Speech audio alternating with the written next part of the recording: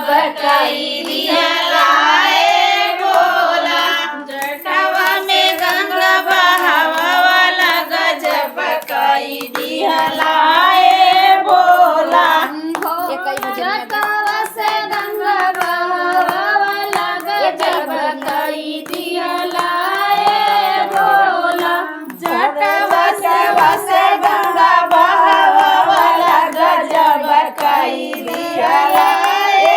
भोला हमारे अंगनवा में आइला गजब कई दिहलाए भोला हमारे अंगनवा में आइला गजब कई दिहलाए भोला भोला जी के कनवा में कुंडल सोहे भोला जी के कनवा में कुंडल सोहे कनवा में बिच्छू लटकवा